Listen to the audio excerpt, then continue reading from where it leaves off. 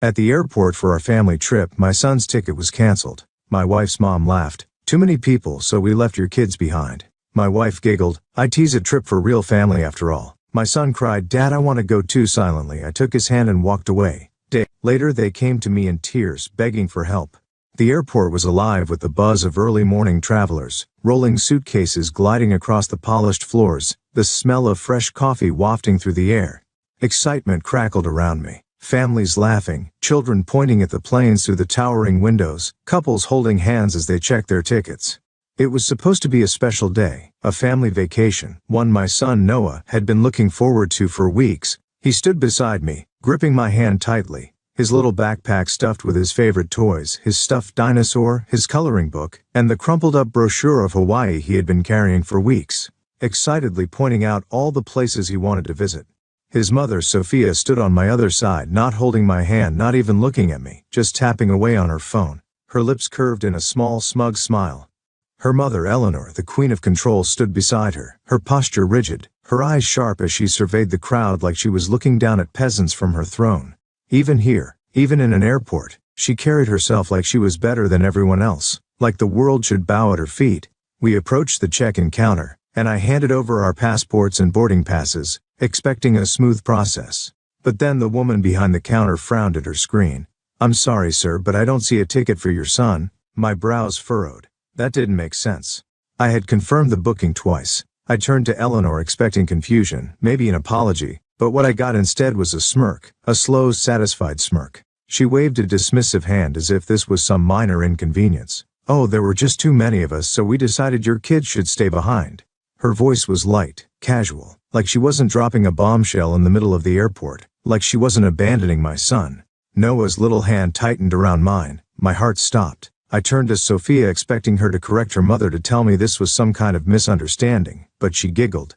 She linked arms with her mother and smiled up at her as if they were sharing some private joke. "It's a trip for real family after all," she said, her voice dripping with amusement. Real family. The words hit me like a punch to the gut. I stared at her, trying to process what I had just heard. This was her son, her own child, and she was leaving him behind without a second thought.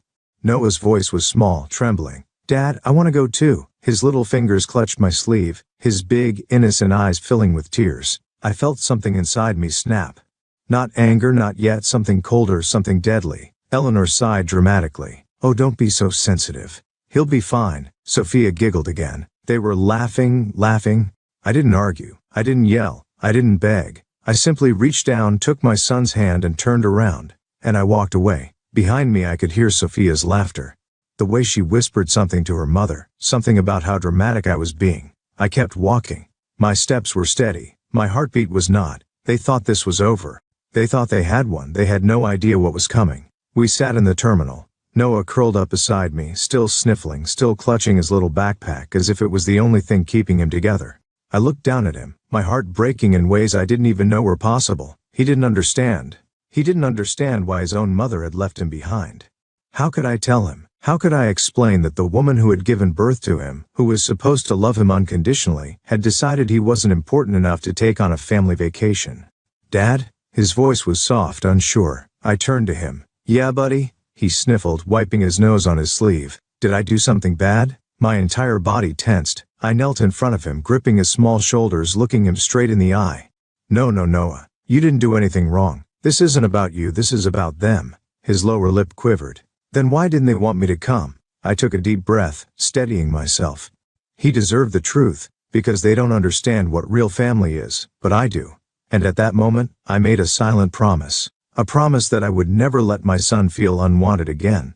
A promise that I would show him what real love looked like. A promise that I would teach him the difference between people who take and people who give. I pulled out my phone and made a quick call. Noah sniffled, looking up at me. "Who are you calling?" I smiled at him, my mind already working, my plan already forming.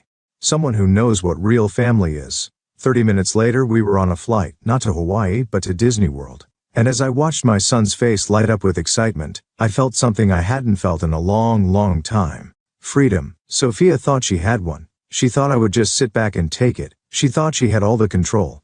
But she had just made the biggest mistake of her life. Because this wasn't just about revenge, this was about justice, and I was just getting started. Noah's quiet sobs were the only sound I could hear as we moved through the bustling airport. The world around us blurred. Laughing families, clinking luggage wheels, announcements echoing overhead. None of it mattered. All I could focus on was the way my son's small fingers clutched my hand, how his shoulders trembled with each breath he took. "Why didn't they want me to come, Dad?" His voice was barely above a whisper, but the weight of those words crushed me. I stopped walking and knelt in front of him. His big, innocent eyes filled with hurt and confusion locked onto mine. He gripped the straps of his backpack, his knuckles turning white as if holding onto it would somehow keep him from crumbling completely. "They don't understand what real family is, son," I said gently, brushing a tear from his cheek. "But I do, and I'm going to prove it to you." Noah sniffled, blinking up at me. He wanted to believe me, but how could he? He had just been abandoned by his own mother, cast aside like an afterthought. I reached into my pocket, pulling out my phone. "Who were you calling?" he asked, his voice shaking. I smiled. "Someone who knows what real family is." I pressed a button and waited as the phone rang. A different destination. 30 minutes later, we were standing in front of a different airline counter. "2 tickets to Orlando, please." The woman behind the desk typed something into the computer and smiled. "Flying to Disney World." I looked down at Noah, his tears still fresh but his curiosity sparking through the sadness. "Yeah," I said, squeezing his little hand. "We are." Noah's lips parted in surprise. His grip on my hand loosened as realization sank in. "Really?" I nodded. "Really?" The woman handed us our tickets, and as I took them, I saw something in Noah's eyes that made everything worth it. Hope. By the time we boarded the plane, his sadness had transformed into excitement. He looked out the window, kicking his little feet against the seat, his hands gripping his stuffed dinosaur tightly. "Dad, do you think Mickey Mouse will remember me?" he asked, his voice filled with the innocence of a child who was finally allowed to dream again. I chuckled. "Of course, buddy. He's been waiting for you." And just like that, the pain Sophia and Eleanor had inflicted was drowning beneath something stronger, something real. The trip of a lifetime. When we landed in Orlando, the warmth of the Florida sun felt like a new beginning. As we stepped out of the airport, Noah's eyes widened at the sight of palm trees swaying in the breeze, at the colorful Disney banners decorating the streets. "This is way better than Hawaii," he exclaimed, practically bouncing on his toes. I laughed. "Told you." The moment we arrived at the park, I knew I had made the right choice. Noah's sadness vanished the second he spotted Mickey Mouse in the distance. "Dad, look," he pointed. His face lit up with joy as he tugged on my hand. I barely had time to react before he took off running, his little backpack bouncing against his back. I followed behind, watching as he ran straight into Mickey's open arms. For the first time in weeks he was smiling, really smiling. And I felt something in my chest that had been missing for a long time. Happiness, the father-son bond. We spent the entire day riding roller coasters, eating way too much cotton candy, and laughing until our stomachs hurt. Noah screamed with delight as we raced through Space Mountain. He waved excitedly at the parade floats, his eyes sparkling under the fireworks. He ran through the park with his Mickey ears slightly crooked, his laughter filling the air like music. And for the first time in years I wasn't thinking about Sophia. I wasn't thinking about Eleanor. I wasn't thinking about the betrayal, the cruelty, the injustice of it all. I was thinking about this moment, about my son, about how much I loved him, about how he deserved better than the family who left him behind. As we sat by the castle, watching the fireworks explode in the sky, Noah leaned against me, his head resting on my shoulder. "Dad? Yeah, buddy? This is the best trip ever." I smiled, pressing a kiss to the top of his head. "Yeah, it is. And I meant it because this wasn't just a vacation. This was a promise. A promise that I would never let anyone make my son feel unwanted again. A promise that I would show him that real love didn't come with conditions. A promise that I would never let him down the way his mother had." And while Sophia was off sipping expensive cocktails in Hawaii, parading around in her designer outfits, posting fake smiles on social media, she had no idea that she had already lost. Because real family isn't about money. It isn't about luxury resorts and social media likes. It's about moments like this. Moments where a father holds his son close under the night sky, feeling his tiny heartbeat against his own, knowing that this right here, is what truly matters. Back at the hotel later that night as Noah fell asleep in the giant hotel bed, his stuffed dinosaur tucked under his arm, I sat by the window, looking out at the shimmering lights of Orlando. I reached for my phone and checked my messages. Nothing from Sophia, nothing from Eleanor, no calls, no concern, not even a fake excuse for why they had left their own child behind. I exhaled slowly. This wasn't just a moment of clarity. This was a decision. Sophia thought she had control. She thought she could dictate who was worthy of being part of her world. She thought she could laugh at my son's pain and walk away without consequences, but she was wrong. Because this wasn't just about me anymore. This was about Noah, and I was about to make sure that when karma finally came for her, she wouldn't see it coming. While Noah and I were building real memories, once filled with laughter, love, and genuine happiness, Sophia and Eleanor were living in a carefully curated illusion. I knew them both too well. Sophia, always obsessed with appearances, would be making sure her social media feed was flawless. Perfectly angled selfies by the pool, videos of luxurious dinners, group photos with Eleanor and the rest of their so-called family, all smiling, all pretending, but something was missing. Something their followers would notice, and it didn't take long. The questions began. The first cracks in their illusion came in the form of innocent comments beneath their posts. "Where's Noah? Didn't you guys take a family trip? Why isn't your husband in any of these pictures?" At first the comments were subtle, a trickle, easy to ignore. Sophia likely rolled her eyes, brushing them off. Eleanor probably scoffed, waving a hand dismissively as if the people asking these questions were beneath her. But the internet has a way of catching on. When people notice something off, they start digging. And as the hours passed, the trickle turned into a flood. "Wait, Noah's not there? Isn't he just a little kid?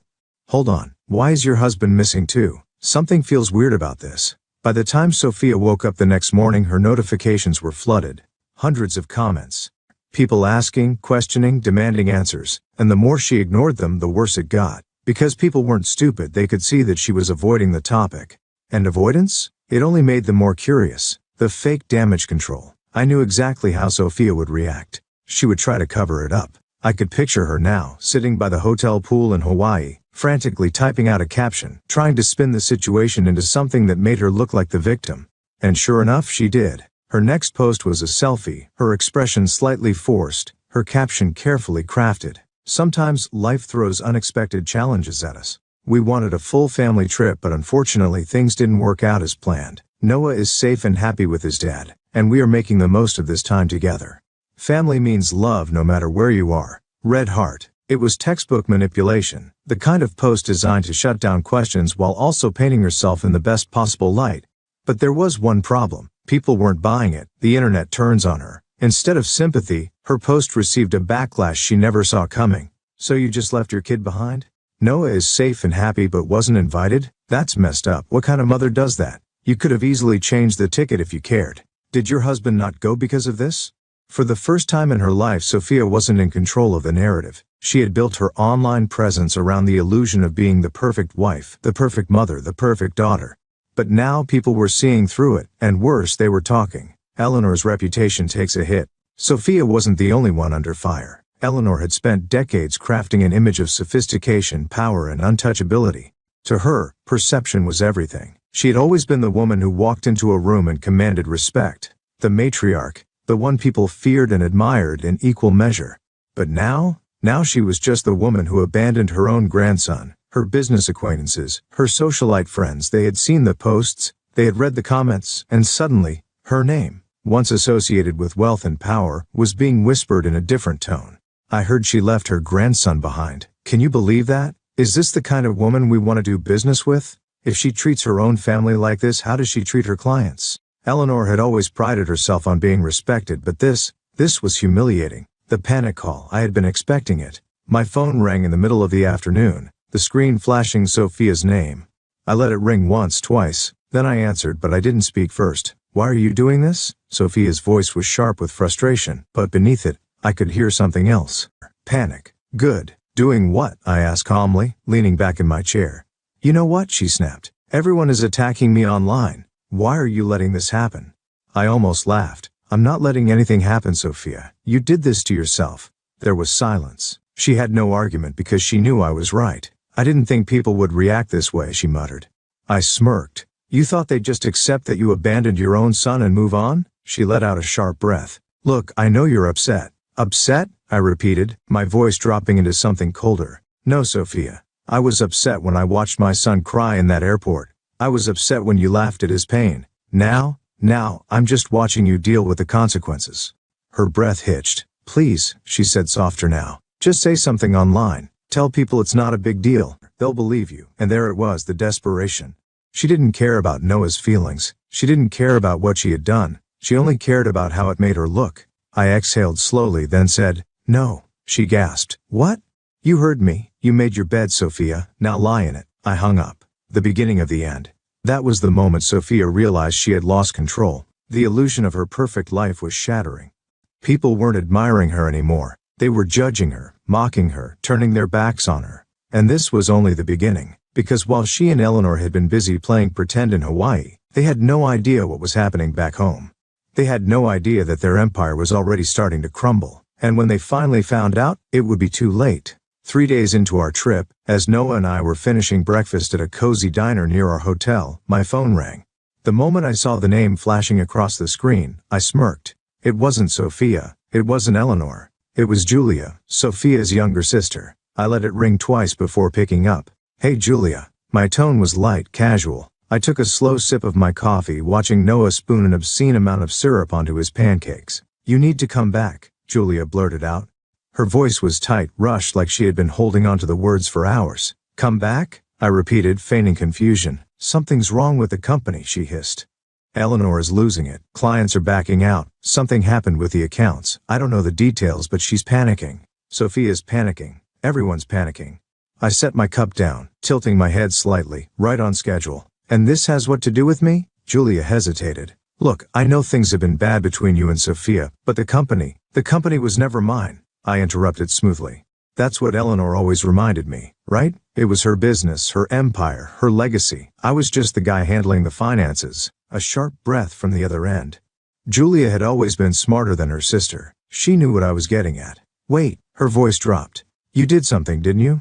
I leaned back in my chair, watching Noah stab his fork into a piece of pancake, completely oblivious to the fact that his father was dismantling an empire. "Did something?" I repeated. "No, Julia. I just stepped back like Eleanor always said I should." Silence. Then a barely there whisper. "Oh my God." The domino effect. Eleanor's entire business had thrived because of me. She may have had the connections, the charm, the ruthless ability to manipulate people.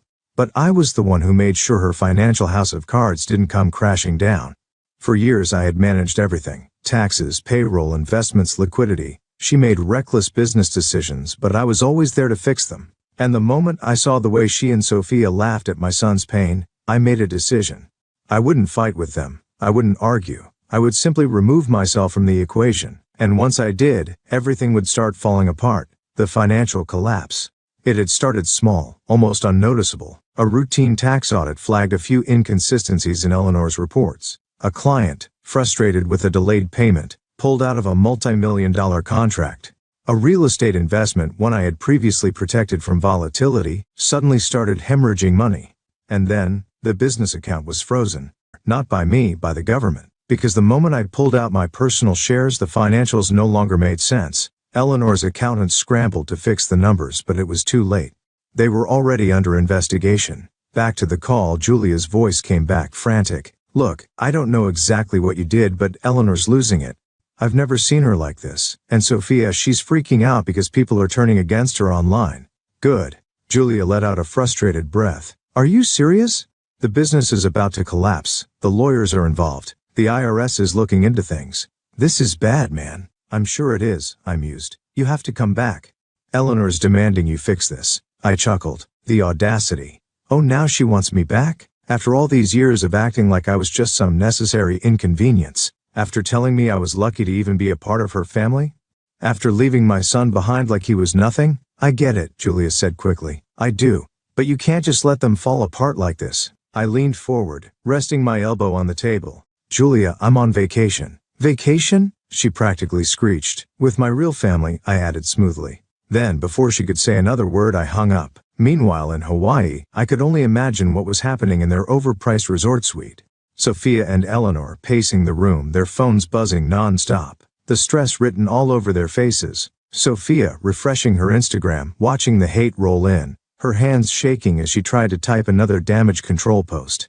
Eleanor dialing lawyers demanding solutions, only to be met with dead ends. The moment they had mocked my son, they had sealed their fate. And now they were finally paying the price. The difference between us. That night, while they were drowning in stress, I was sitting on the balcony of our hotel room, watching the fireworks explode over Cinderella's castle. Noah sat beside me, his head resting against my shoulder, still wearing his Mickey ears. his small hand gripping mine.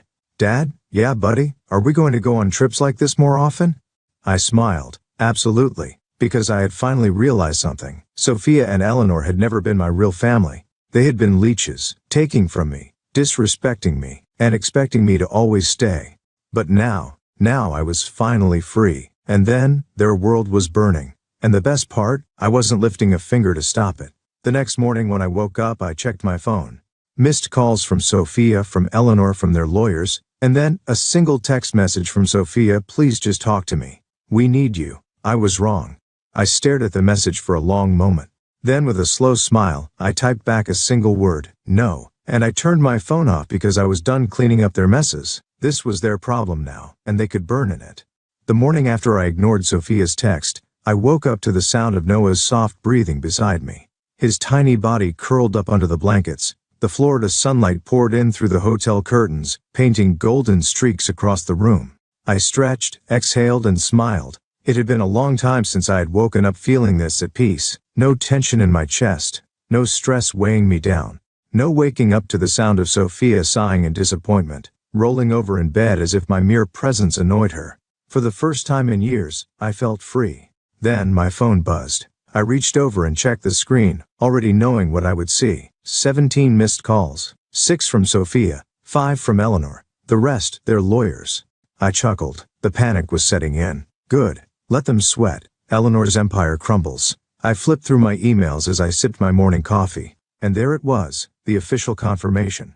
The business accounts were frozen. The company's biggest investor had backed out. The IRS was now fully involved. Eleanor's entire real estate empire, the one she had spent decades building, the one she had used as a weapon to control people, was unraveling faster than she could salvage it. And all of it? Because I had simply walked away. I had never needed to fight them. I had never needed to destroy them. All I had to do was leave because I had been the one holding it all together. And without me it was only a matter of time before it collapsed. Sophia's panic sets in. My phone buzzed again. A new text from Sophia. Please, we need to talk. I ignored it. A few minutes later another message popped up. I was wrong, okay? I see that now. Just call me. Oh, now she sees it? Now that her world is falling apart? Now that she realizes she can't survive without me? I stared at the message for a long moment. Then, just to amuse myself, I typed back a single word. Why? 3 dots appeared immediately. She was typing fast, desperate because everything is falling apart. Mom's business is on the verge of bankruptcy. The lawyers say the IRS is coming after her. I don't know what you did, but we need you to fix this. I smirked. The irony of it all. For years I had been the invisible problem solver, the one in the background, the one they never appreciated, never respected. Yet they had always relied on me, and now they were realizing just how much. The bank account shock. A few hours later, while Noah and I were standing in line for another ride at Disney World, my phone buzzed again. This time it was a call from Sophia. I let it ring twice before answering. What? I said casually. Her voice was frantic. My bank account. Where is my money? She finally noticed. It's gone, Sophia, I said simply. Gone? What do you mean gone? You controlled our finances. You had access. You didn't. She stopped because she already knew the answer. You never bothered to check, did you? I mused. What did you do? She demanded. Her voice shrill. I took back what was mine, I said. You spent years spending my money like it was yours. That's over now, she gasped, realization hitting her like a truck. But I don't have anything left. I smiled. Exactly. Her breath hitched. You can't just cut me off like this.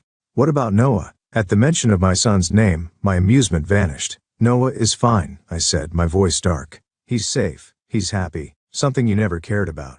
That's not fair, she snapped. I was just trying to have a good trip. I didn't think. No, I interrupted coldly. You never think, Sophia, that's the problem. I hung up. And for the first time ever, I didn't feel guilty. Eleanor's desperation. That night another call came through. This time it was Eleanor. I debated ignoring it, but curiosity got the better of me. I picked up. So you finally decided to speak, I said smoothly. There was no arrogance in her voice this time. No condescension. There was only desperation. You win, she said, her voice shaking. Is that what you wanted to hear? I smiled. She had never sounded so weak before. I don't know, Eleanor, I said, leaning back. What exactly do I win? She inhaled sharply. Fine, I'll apologize. I'll do whatever you want, but we need you to come back. The company was never mine, I said, cutting her off. That's what you always reminded me, remember? It was your business, your legacy, your decisions. You didn't need me until you did." She was silent. I continued. "You took me for granted, Eleanor. You thought I was just some fool you could use, and the moment you didn't need me anymore, you and Sophia threw me away like I was nothing." "It wasn't like that," she snapped, anger replacing her fear. "It was exactly like that," I said, my voice calm and steady. Silence stretched between us. Then she did something I never thought I'd hear from her. "Please," she whispered, "I need you to fix this." I closed my eyes. For years this woman had controlled everything. She had built an empire by stepping on people, by manipulating them, by using them. And now she was powerless. She had lost everything. "I'm sorry, Eleanor," I said, faking sincerity, "but I'm on vacation with my real family." And I hung up because for the first time in my life I realized something. I never needed them. They needed me. And now they were about to learn what life was like without me. A week after Noah and I returned home from our trip, the doorbell rang. Not once, not twice, but frantically, like someone was trying to break into the house through sheer persistence. I already knew who it was before I even looked through the peephole. Sophia and Eleanor. They stood outside, disheveled, desperate, their polished arrogance shattered into something pathetic. Sophia clutched her designer purse like it was the last expensive thing she owned, while Eleanor, once the untouchable matriarch of a business empire, had an expression I had never seen before: defeat. I took my time opening the door. Let them wait. Let them feel what it was like to be ignored, discarded, just like they had done to my son. Finally, I pulled the door open and leaned against the frame, crossing my arms. "What do you want?" Sophia exhaled shakily. "Please, we need to talk." Eleanor, ever the proud one, refused to meet my gaze at first, but I could see the tremor in her hands. The way her breathing was uneven. The power was gone. The confidence was gone. "Good. I told you," I said, my voice cool. "I'm done cleaning up your messes." Sophia stepped forward, her eyes wide and desperate. "I made a mistake. I see that now. We shouldn't have left Noah behind. We weren't thinking." I let out a short laugh. "Oh no, Sophia. You were thinking exactly the way you always do. Selfishly." Her face twisted, shame creeping in, but Eleanor finally spoke up, her voice sharper. "What do you want?" "We'll do anything." I raised an eyebrow. "We'll do anything?" That's rich coming from you, Eleanor. The last time I checked, I was nothing more than a lucky inconvenience to your family. Eleanor inhaled sharply, her pride warring with her desperation. Sophia clutched my arm. "Please, I don't know what to do. Everything is falling apart." She wasn't lying. The news had already spread. Eleanor's business empire had collapsed. Bankruptcy was imminent. Clients had abandoned her. Investors had pulled out and her properties were bleeding money faster than she could stop it. And her perfect reputation? Destroyed. Sophia wasn't faring much better. The money was gone, her social life ruined, and all those people who used to praise her for being an independent woman had disappeared overnight. Neither of them had anything left, and they had no one else to turn to. I stepped back, letting their words sink into the empty space between us. I wanted them to feel this silence, to feel the power shift. Because for the first time in their pathetic, entitled lives, they weren't in control anymore. I was, and they knew it. The divorce papers? I reached inside my house and grabbed an envelope from the entryway table. Sophia's eyes flickered with hope, but the moment she saw the contents, her face crumbled. Divorce papers. Her hands shook as she took the envelope. "You're ending this? Just like that?" I nodded. "No, Sophia. You ended it the moment you laughed at your own son's pain." Her lip trembled. She tried to compose herself to summon the charm. The manipulation tactics she always used to get what she wanted, but this time it wasn't working. She had nothing left to offer. No wealth, no status, no control. Eleanor let out a frustrated breath, stepping forward. "This is ridiculous. You're willing to throw everything away over some petty revenge?" I tilted my head. "Petty revenge?" I repeated, my voice calm. "Dangerous." Eleanor's face twisted in irritation. "You think this makes you look strong? Leaving your wife? Letting your son grow up in a broken home?" That was it.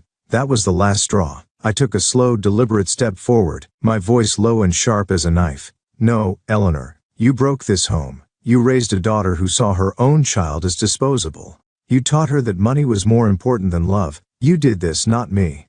Her mouth opened, but no words came out because she knew she had lost. She knew this was over. Sophia let out a shaky breath. "What happens now?" I met her gaze. "You sign and then you leave." Tears welled in her eyes. She opened her mouth like she wanted to argue, but she didn't. She just nodded. I handed her a pen, and in shaky, uneven strokes she signed. Just like that, it was over. Sophia let out a shaky, broken breath, staring down at the papers like she still couldn't believe it. "So that's it," she whispered. I nodded. That's it. I turned and looked at Eleanor, who stood stiffly, her hands clenched into fists at her sides. She thought she could control this. She thought she could manipulate me one last time, but now she was powerless, and she knew it. I exhaled slowly, stepping back inside my house. You can leave now. Sophia's face fell apart completely, but I didn't stay to watch it. I closed the door, and I didn't look back. The end of an era. I leaned against the door, listening as their footsteps retreated, listening as they realized that the world they had built, the world they had used to control and manipulate people, was gone. I took a deep breath, letting the silence settle around me. For years I had felt trapped in that marriage, in that toxic family. For years I had let them belittle me, mock me, treat me like I was nothing. But now I was free, and they were the ones left with nothing. I walked into the living room where Noah was playing with his toys, his face lighting up as I entered. Dad, look, I built a castle. I smiled, sitting down beside him. That's amazing, buddy. Because this was real family. Not money, not power, not manipulation. Just love. And as I sat there with my son, I finally understood something. The best revenge isn't destroying someone. It's watching them destroy themselves. The divorce papers had been signed. Sophia and Eleanor were gone. And for the first time in years, my house, my home felt like mine again. No more suffocating tension.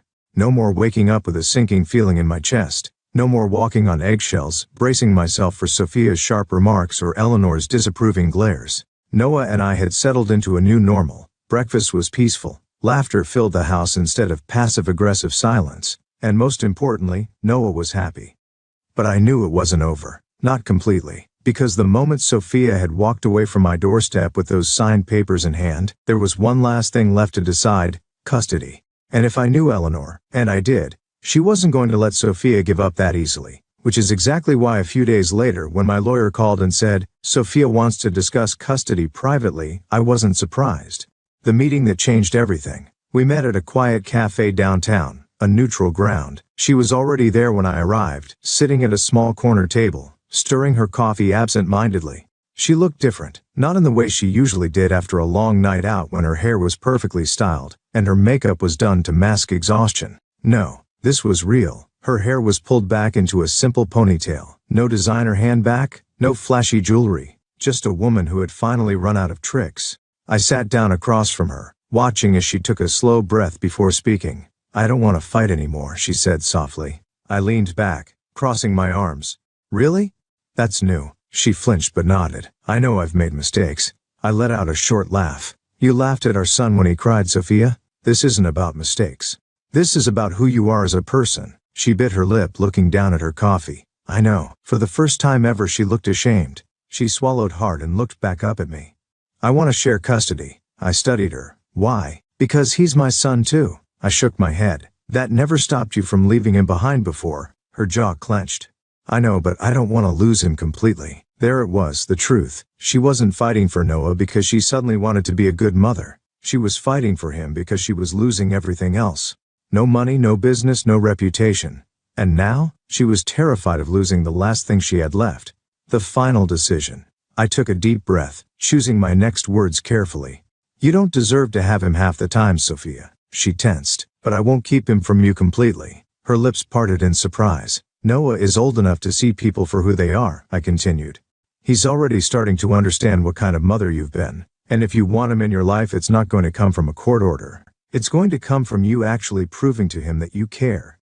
Tears welled up in her eyes. I do care. Then prove it. I leaned forward, my voice firm. No more lies. No more manipulation. No more treating him like a trophy when it's convenient for you. She nodded quickly, wiping her eyes. And one more thing, I added. She looked up at me. Eleanor stays out of his life. Her face paled. You can't? I can, I said firmly. And I will. She opened her mouth to argue but then closed it. Because she knew. She knew that Eleanor had destroyed everything. And she wasn't going to let her take Noah down too. After a long pause, she whispered, okay. I studied her for a moment longer, and for the first time I saw something I hadn't seen in a long time. Not manipulation, not arrogance, just defeat. Maybe, just maybe, she was finally learning. The beginning of a real family. After that meeting, things changed. Sophia didn't try to manipulate Noah's affection anymore. She didn't try to use him as a pawn to hurt me. Instead, she actually made an effort. She started showing up to his school events not because she wanted to impress her friends, but because she wanted to be there for him. She started calling, not to argue with me but to talk to her son. And Noah started seeing the difference. He still preferred staying with me most of the time, and that was fine. But at least now when he spent time with his mother, he wasn't just another accessory in her perfect Instagram life. He was her son. And that was more than I had ever expected. The final goodbye to Eleanor. One evening, a few weeks later, I got a text from Sophia. I cut her off. It was the first time I had smiled after reading one of her messages. She had finally cut Eleanor out of her life. No more controlling influence. No more toxic parenting. Just Sophia really trying to be a mother for the first time. I didn't reply. I didn't need to because I already knew she had finally made the ultimate choice and maybe, just maybe, she was better for it. Months later, as I watched Noah run around our backyard laughing as he chased the dog, I felt something deep in my chest. Not bitterness, not anger, just peace. Sophia had learned her lesson. Eleanor had lost everything. And Noah finally had a home filled with love, not conditions. And that was the only victory that ever mattered, because sometimes revenge isn't about watching people burn. Sometimes it's about building something stronger in the ashes.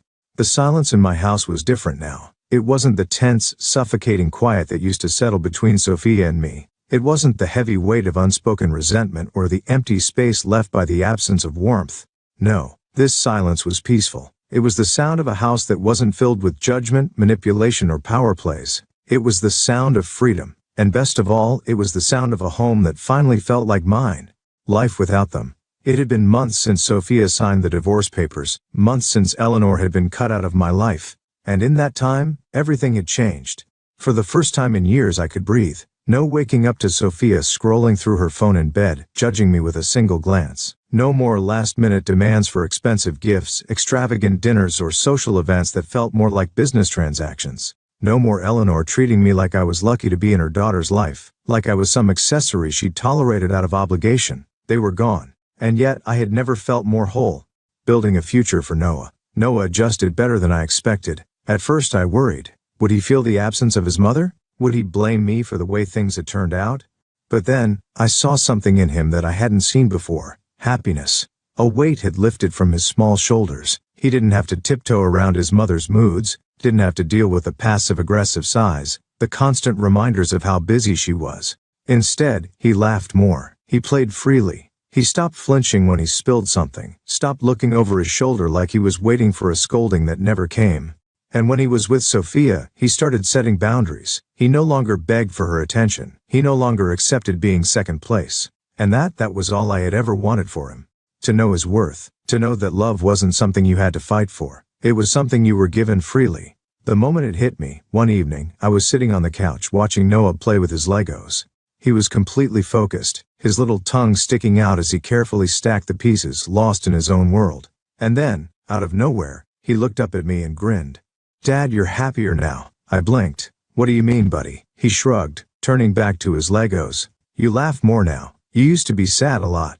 I opened my mouth, then closed it because he was right.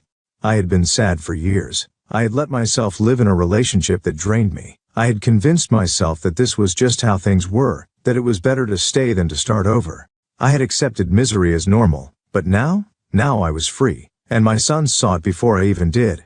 I reached out and ruffled his hair. "You know what, Noah? You're right."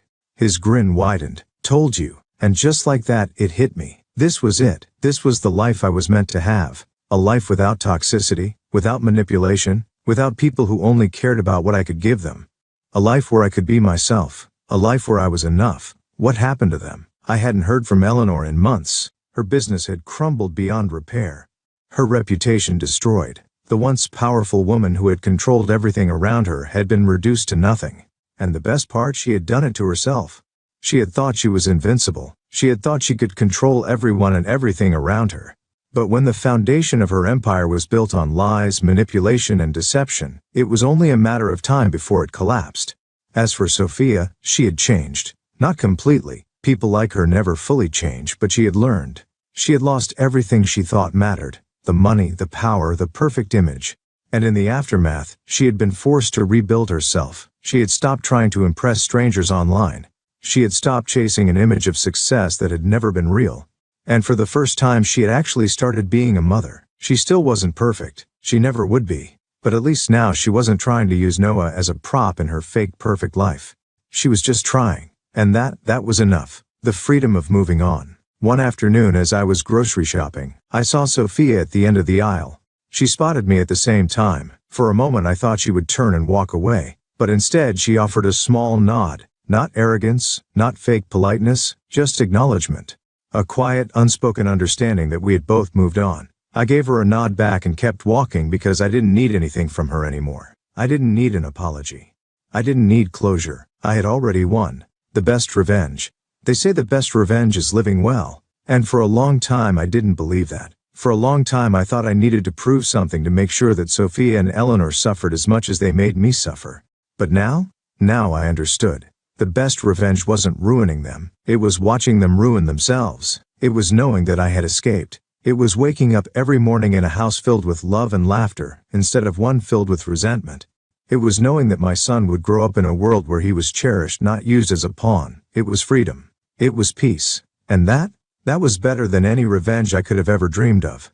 The weight of the past was finally lifting. For years I had felt trapped in a toxic marriage, trapped in a family that saw me as nothing but a tool, trapped in a cycle of giving while they took without gratitude.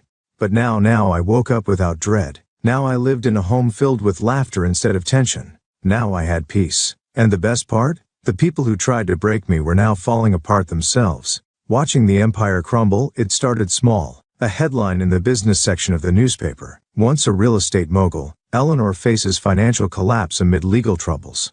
Then, an online article. Former socialite struggles to maintain lavish lifestyle as IRS investigation continues. And then it was everywhere. The whispers in elite circles.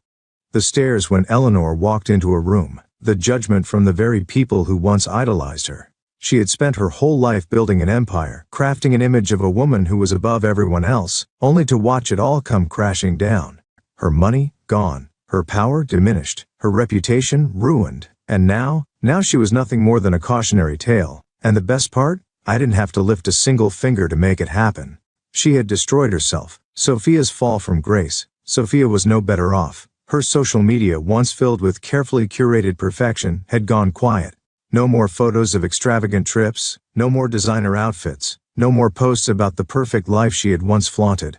Why? Because there was nothing left to show off. The money was gone. The friends who once clung to her, who showered her with praise and admiration, had vanished the moment she was no longer useful. And Sophia, who once believed she was untouchable, was now just another person trying to pick up the pieces of a life she had shattered. She wasn't homeless, she wasn't destitute, but for the first time she was just like everyone else. And I knew that was her worst nightmare. The attempt at reconciliation, I knew it was coming. It was only a matter of time before Sophia tried to reach out again. And sure enough, one evening, as I was finishing dinner with Noah, my phone lit up. "Sophia, can we talk?" I stared at the message for a moment, debating whether to ignore it, but curiosity won. So I responded. "Me? About what?" A few minutes later my phone rang. I answered but didn't say anything. I wanted her to speak first. I wanted to apologize, she said finally, her voice softer than I had ever heard it. I leaned back in my chair, watching Noah doodle at the table. "For what exactly?" she sighed. "For everything. For the way I treated you. For how I treated Noah. For what we did at the airport." Her voice cracked slightly, and for the first time it didn't sound calculated. It sounded real. "I lost everything, she whispered. And I realized too late what actually mattered." I exhaled, running a hand through my hair. "And what mattered, Sophia?" There was a pause. "You, Noah, family." I closed my eyes for a moment, letting her words settle. Would this have meant something a year ago? Maybe. But now I didn't need an apology. I didn't need her to realize what she lost because I had already moved on. "I'm glad you figured that out," I said finally. "Does that mean we can fix this?" she asked, almost hopeful. I let out a quiet laugh. "Sophia, there's nothing left to fix." The silence on the other end was deafening. And then, after a few seconds, she whispered, "I figured you'd say that." She sniffled, but I could tell. This time, it wasn't manipulation. This time she was actually feeling the weight of what she had lost. "Take care, Sophia," I said quietly, and then I hung up. I didn't look at my phone again. I didn't need to, because for the first time in years, I had all the closure I would ever need. A new legacy. The next morning, I woke up early. I made pancakes for Noah. I helped him pack his school bag, made sure he had his favorite snack, and drove him to school while we sang along to his favorite songs. And as I watched him run inside waving at his friends, I realized something. I was happy. Not just content, not just relieved that the nightmare was over, but truly, deeply happy. And that was a feeling I never thought I'd have again. Because while Eleanor was drowning in the consequences of her own greed, while Sophia was learning the hardest lesson of her life, I was here building a real life. A real home, a real family, and I didn't need money, status, or power to have that. I just needed peace. And now I finally had it. The final realization. Later that evening, as I sat on the back porch with a beer in hand watching the sunset, I thought about everything that had happened. Everything I had lost, everything I had gained, and I realized something. The best revenge? It wasn't about ruining them. It wasn't about getting even. It was this. Sitting here, knowing that I had walked away with my dignity intact, knowing that Noah had a father who loved him unconditionally, knowing that I had escaped a life that would have drained me dry, that was the real victory. Because karma had already taken care of the rest. The sun dipped below the horizon, painting the sky in hues of orange and purple as I sat on the porch, a quiet sense of contentment settling deep within me. For the first time in what felt like a lifetime, I wasn't burdened by the weight of someone else's expectations, someone else's manipulations, someone else's needs. I was here in this moment at peace. Noah was playing in the backyard, his laughter carrying through the crisp evening air. He wasn't worried about being ignored or left behind. He wasn't living under the constant shadow of his mother's indifference or his grandmother's cold control. He was just a kid, a happy, carefree kid, and that was everything. The difference was clear. Sophia and Eleanor had spent years believing that money and status were what made a family valuable. To them, family was about power, about control, about who could take the most while giving the least. But they had been wrong because this was family. This was Noah chasing fireflies in the yard while wearing his favorite superhero pajamas. This was us cooking dinner together with him stirring the spaghetti sauce and getting it all over the counter while laughing. This was bedtime stories, whispered secrets, and unconditional love. This was real, and they had never understood it, which is why they had lost everything. The final attempt. It had been weeks since Sophia last reached out. She hadn't tried to manipulate me. She hadn't begged for money. She had accepted that there was no coming back from this. Until tonight, my phone buzzed on the table beside me. I glanced at the screen, expecting it to be a message from a friend or a reminder for work. But no. It was Sophia. For a moment I debated ignoring it, but something told me this was different. I picked up the phone and answered. Hey. Her voice was quiet, hesitant. Sophia. I kept my tone neutral. I just wanted to check in, she said. See how Noah's doing. I glanced at the yard, watching my son run across the grass with pure joy. He's doing great, I said simply. She exhaled. That's good. There was silence. Then, in a shaky voice, she said something I never expected. I know I'll never fix what I did, but I want to be better for him. I want him to have a mother he can be proud of. For the first time, she wasn't trying to get something from me. She wasn't making excuses. She was just admitting the truth. I closed my eyes for a moment, letting that sink in. Then be better, Sophia. But don't do it for me. Do it for him. She sniffled. Yeah, I will. And then, for the first time in years, I heard something in her voice that I had never heard before. Sincerity. Maybe she would change. Maybe she wouldn't. But it didn't matter because I wasn't waiting for her anymore. I had already moved on. The best choice I ever made. After I hung up, I stepped outside and watched Noah chase the fireflies, his eyes bright with wonder. Dad, look, they glow. I smiled. I see that, buddy. He ran up to me, breathless and grinning. Can we catch some and keep them in a jar? I knelt beside him, ruffling his hair. We could, but you know what? They're happiest when they're free. He thought about that for a moment, then nodded.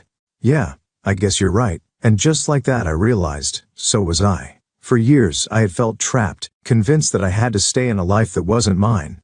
But the moment I chose freedom for myself and for Noah, everything changed. I didn't need revenge. I didn't need to watch Sophia or Eleanor suffer because the real victory wasn't in their downfall. It was in this moment, a peaceful night, a happy son, a life filled with love instead of obligation. And for the first time in a long, long time, I knew I had made the best choice I ever could. I had chosen us and we had won.